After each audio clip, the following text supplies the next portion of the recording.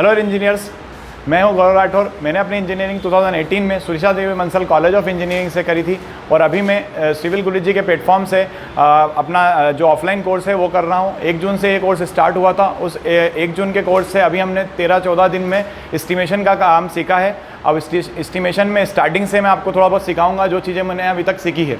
तो अपन सबसे पहले हमारे पास में आती है ड्राइंग। उस ड्राइंग में हम देखते हैं कि वो जो ड्राइंग है वो कहाँ की है। फिर हम जाते हैं डायरेक्ट फील्ड पे।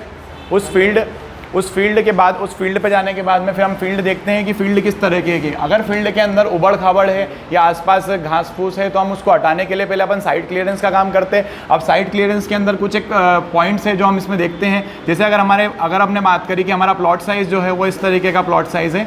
अगर इस प्लॉट साइज़ में आसपास के अंदर अपन 1-1 मीटर की जो डिस्टेंस है उस डिस्टेंस को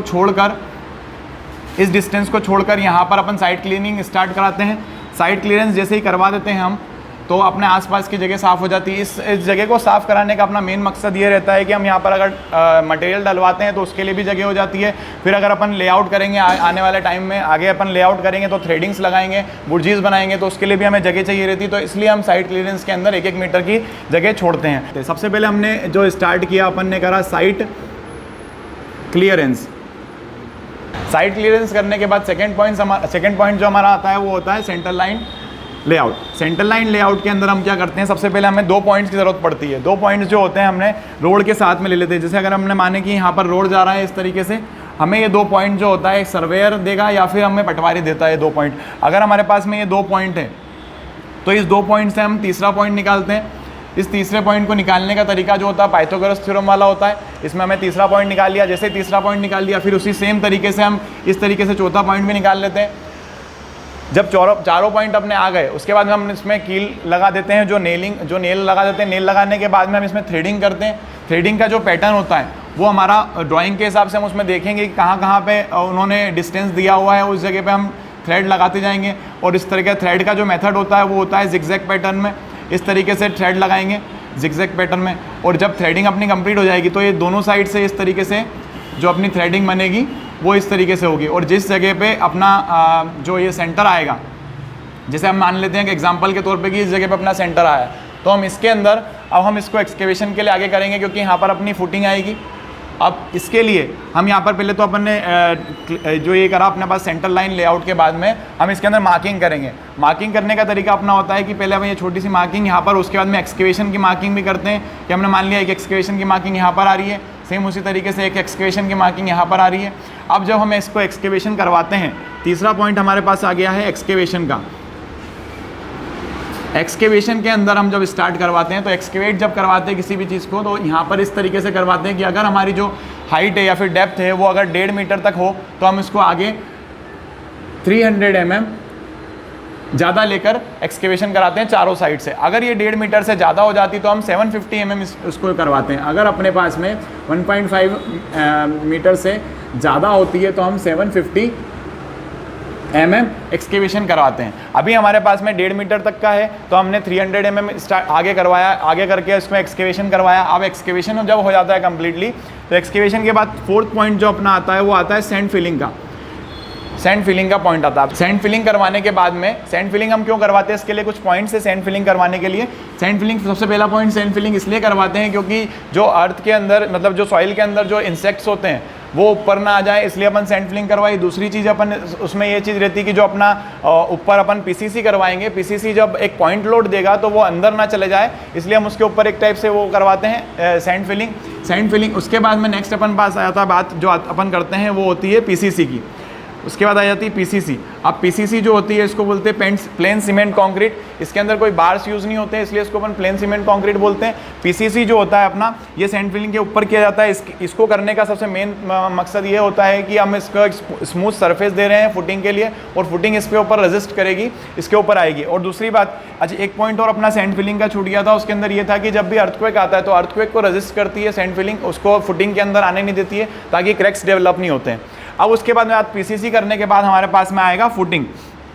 अब जो हमारे पास फुटिंग जो होती है वो कुछ ज़्यादा अलग अलग टाइप्स की होती है, पर हम यहाँ पर जो फुटिंग यूज़ कर रहे हैं वो होती है ट्रेपेजॉइडल फुटिंग। ट्रेपेजॉइडल फुटिंग के अंदर 2 पार्ट्स होते हैं। 2 पार्ट्स के अंदर पहला पार्ट अपने पास में रेक्टेंगुलर पार्ट आ जाता है और दूसरा पार्ट अपने पास में आ जाता है ट्रेपेजॉइडल पार्ट।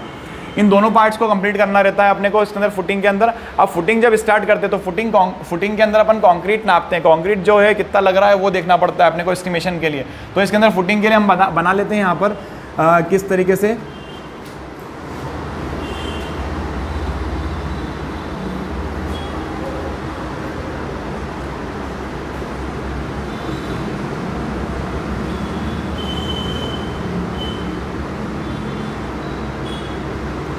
इस टाइप से फुटिंग का जो शेप होता है, अगर इसमें ज़्यादा अच्छा समझ में आएगा, इस टाइप से अपन बात करते हैं। तो जो ये वाला पोर्शन होता है ये हमारा होता है रेक्टेंगुलर पोर्शन, और जो ये ऊपर वाला पोर्शन होता है ये हमारा होता है ट्रेपेजॉइडल पोर्शन। अब इसके अंदर कुछ फॉर्मूलेज हैं जो अपने को करना पड़ेगा। इसकी जो डायमेंशंस होती है वो हमको ड्राइंग में गिवन होती है। अब अपन फॉर्मूले की बात करते हो तो रेक्टेंगल के लिए अपन यूज़ करते हैं length into breadth into height, और इसी तरीके से अपन ट्रेपेजॉइडल के लिए भी यूज़ करते हैं। ट्रेपेजॉइडल के लिए अपन यूज़ करते हैं D/3 A1 + A2 √ A1 × A2।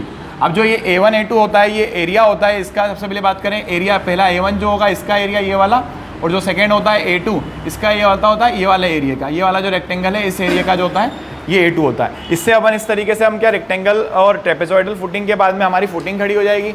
उस फुटिंग के ऊपर अपन बात करेंगे डायरेक्ट पेडेस्ट्रियल कॉलम की। 7th अपना जो पॉइंट होता है वो होता है पेडेस्ट्रियल कॉलम। पेडिस्ट्रियल कॉलम की सबसे पहले अगर अपन हाइट निकालने की बात करें तो पेडिस्ट्रियल कॉलम कुछ इस टाइप से होता है अपना। ये पेडिस्ट्रियल कॉलम है, उसके नीचे हमारे पास में फुटिंग आती है ट्रेपेजॉइडल फुटिंग, और उसी के नीचे अपने पास में आ जाता है हमारा रेक्टेंगुलर फुटिंग। इस टाइप से फुटिंग होता है। उसके नीचे अपन ने PCC की थी, और PCC के नीचे अपने पास आ जाता है सैंड फिलिंग।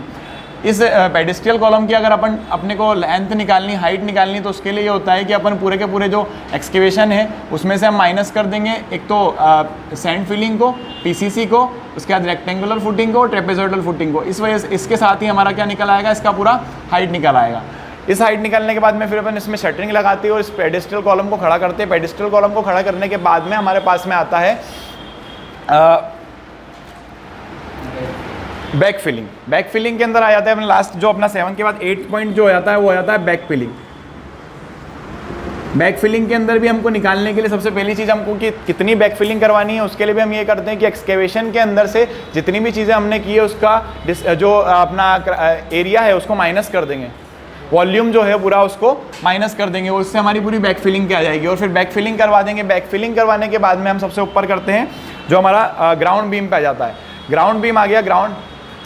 ग्राउंड बीम के पहले 1 लाइन ब्रिक वर्क स्टार्ट करते हैं। 1 लाइन ब्रिक वर्क के लिए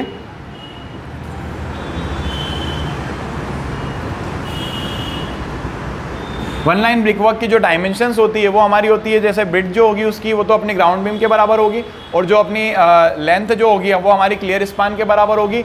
क्लियर स्पान के बाद और उसके बाद में जो हाइट होगी वो 100 mm की होती है, क्योंकि ब्रिक जो होती है वो 100 mm की होती है। और उसी तरीके से हम 1 लाइन ब्रिक वर्क स्टार्ट कर देंगे पूरी कंप्लीटली। उसके बाद में फिर हम ग्राउंड बीम स्टार्ट करते हैं, ग्राउंड बीम की शटरिंग करते हैं, और ये इस तरीके से हम हमारा ग्राउंड लेवल तक कंप्लीट करते हैं। Thank you.